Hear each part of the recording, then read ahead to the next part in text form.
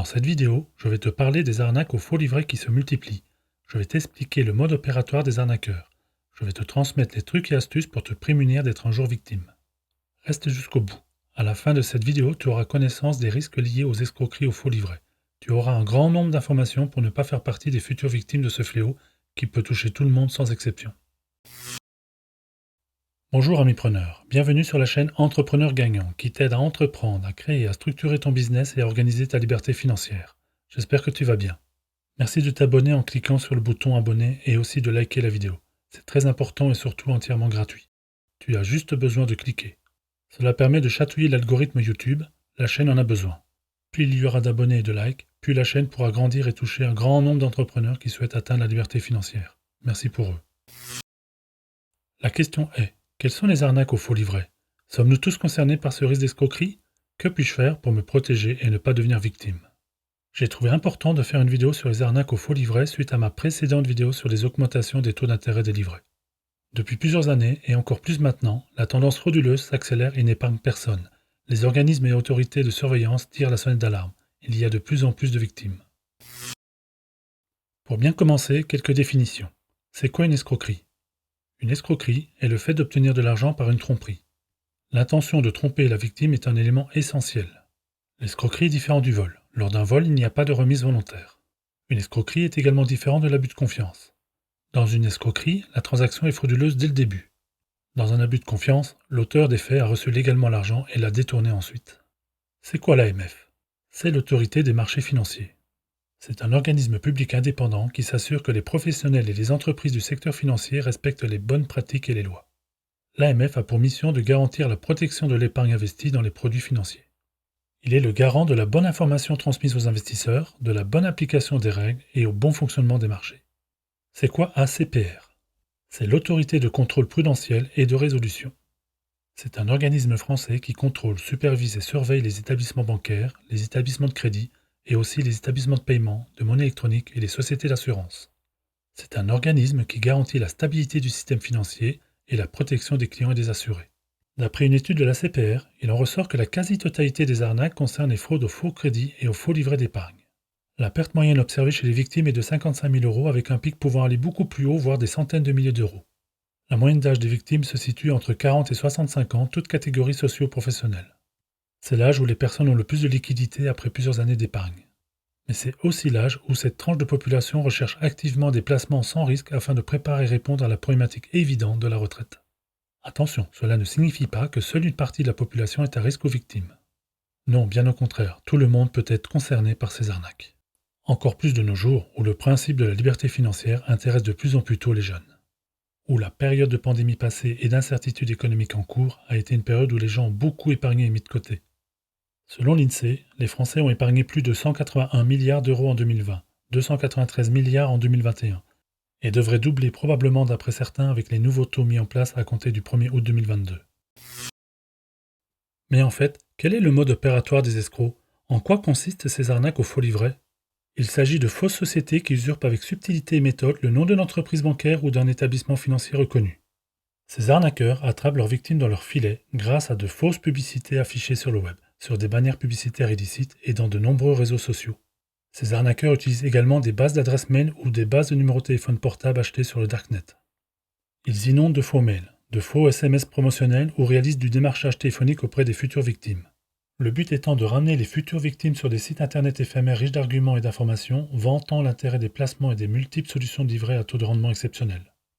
Ces sites sont réalisés avec un vrai souci de détail ressemblant à s'y méprendre pour certains à des vrais sites de sociétés reconnues, qui ont une vraie existence, une réelle reconnaissance et une notoriété du marché. C'est ce qu'on appelle l'usurpation d'identité visuelle.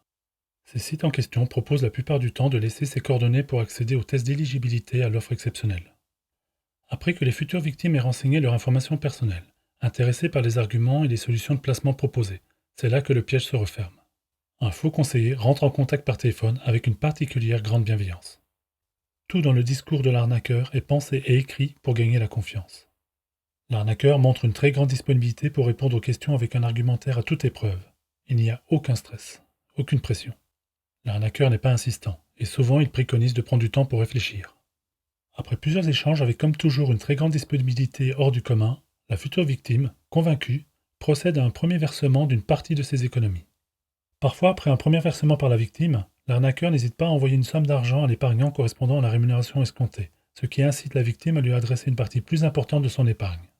Le pire, c'est que souvent au début, les victimes emballées par le fait d'avoir trouvé un super placement en font la promotion auprès des proches et amis, sans savoir et se rendre compte que c'est un piège bien ficelé. Ces arnaqueurs sont des professionnels de la tricherie et de l'escroquerie. C'est quelques semaines ou mois plus tard que la victime se rend compte de l'arnaque. Soit en apprenant dans les journaux que telle société a été victime d'usurpation, soit lorsque la dite fausse société ne verse plus d'intérêt dû. Généralement, c'est à ce moment-là que la victime essaye désespérément de contacter son interlocuteur arnaqueur, qui bien évidemment n'est plus du tout joignable. Pire, le site internet a disparu et les numéros de téléphone ne fonctionnent plus. Il faut beaucoup de force mentale pour ne pas sombrer, car psychologiquement c'est très dur pour les victimes, d'accepter qu'ils se soient fait avoir et qu'ils ne retrouveront probablement jamais l'argent si durement économisé. Une question qu'on peut se poser, c'est pourquoi des bannières publicitaires frauduleuses sont-elles relayées sans aucune vérification? Les arnaqueurs trouvent leurs victimes entre autres à travers des grandes enseignes, médias et sites d'information qui affichent effectivement des bannières publicitaires accrocheuses. Il faut savoir que ces sociétés ne gèrent pas en direct leurs espaces publicitaires. Elles confient la gestion des espaces publicitaires à des entreprises externes à la société appelée régie. Il faut savoir aussi que les règles d'affichage des bannières sont respectées par ces régies. Le contenu étant indiqué comme sponsorisé, ce qui signifie publicitaire, il n'y a donc pas de problème. Malheureusement, ces régies en charge de la gestion n'opèrent aucune vérification sur le sérieux de l'activité des annonceurs, c'est-à-dire sur celui qui paye pour faire apparaître sa bannière publicitaire. C'est pour cela qu'on trouve des publicités depuis le régime minceur miracle au placement exceptionnel. C'est la foire aux arnaques. On peut se poser la question pourquoi ces grandes enseignes, ces médias et sites d'information n'obligent pas à plus de contrôle, plus de filtrage par les régies.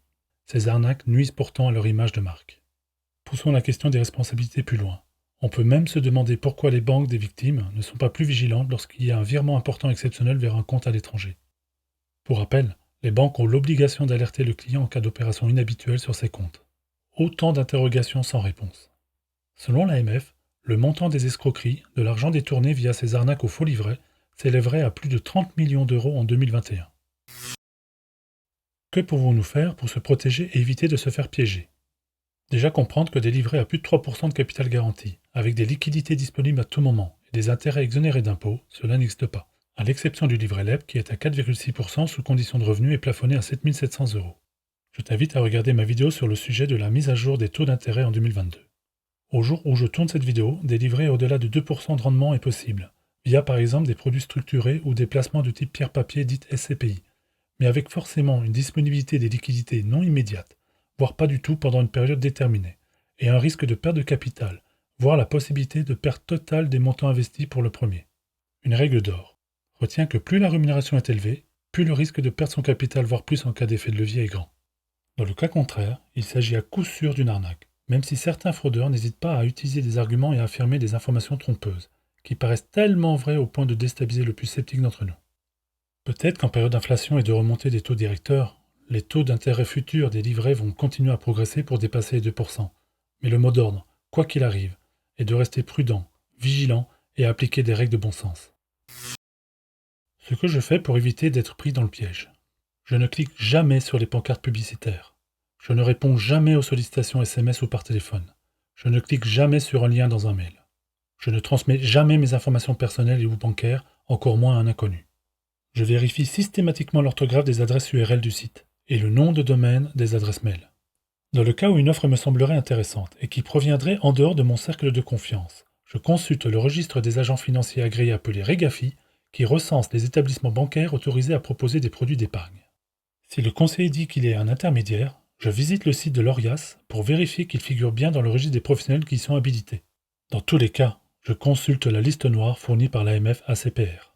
Retiens que cette liste noire contient plus de 1200 sites internet qui sont identifiés comme frauduleux, dont 437 nouvelles inscriptions pour le seul deuxième trimestre 2022. C'est énorme. J'attire ton attention sur le fait que ces trois listes ne sont pas exhaustives ni infaillibles. Sache que même avec toutes les précautions et vérifications du monde, on peut malgré tout tous se faire avoir. Les arnaqueurs n'ont pas de limite dans l'imagination pour te tromper. Ils sont redoutables, car les escrocs lancent régulièrement des nouvelles adresses en ligne pour remplacer les anciennes adresses démasquées et placées en liste noire. Ils maquillent leur site en utilisant le logo d'une entité agréée, bancaire ou financière existante, pour donner un visuel officiel. Certains utilisent le numéro d'enregistrement d'une société connue et empruntent à un nom proche, à une lettre près. D'autres proposent des simulateurs et guides pratiques pour attirer de nouvelles victimes. Vaut mieux être trop prudent que pas assez. Au moindre doute, je préfère passer à côté d'un bon plan que de me faire avoir. Une autre règle d'or. Si c'est trop beau ou si j'ai le moindre doute, je passe mon chemin.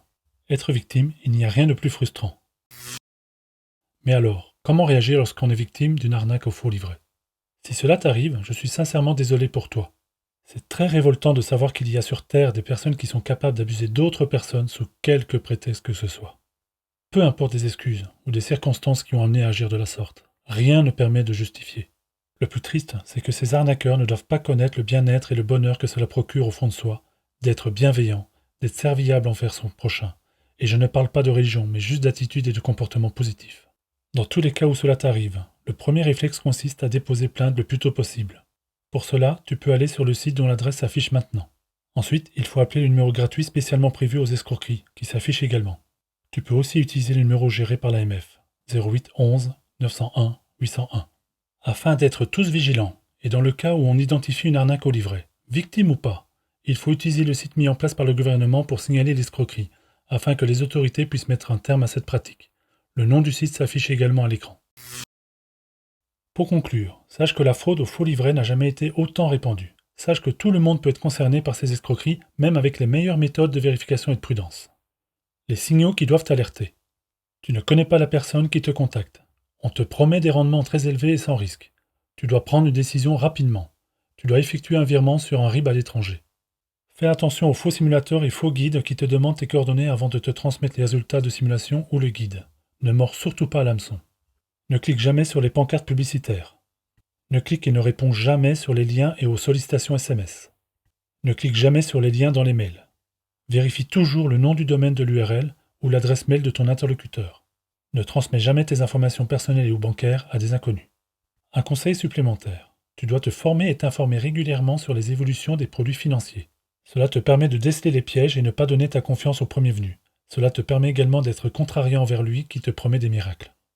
Soyons tous vigilants. J'espère que cette vidéo a pu t'apporter les réponses à tes interrogations concernant les fraudes aux faux livrets. J'espère t'avoir apporté les trucs et astuces pour t'en protéger. Ami preneur, merci pour ton attention et ton écoute. Je reste bien évidemment disponible pour toute question complémentaire. Tu peux commenter pour échanger et partager avec le réseau d'entraide. Ne pas hésiter à liker si tu as aimé la vidéo, cela me fait très plaisir. Abonne-toi à la chaîne si ce n'est pas encore fait. Tu peux également activer la cloche pour être averti des prochaines publications de vidéos. J'en profite pour te remercier pour tes messages de bienveillance. Ami preneur, prends soin de toi et de tes proches. À bientôt.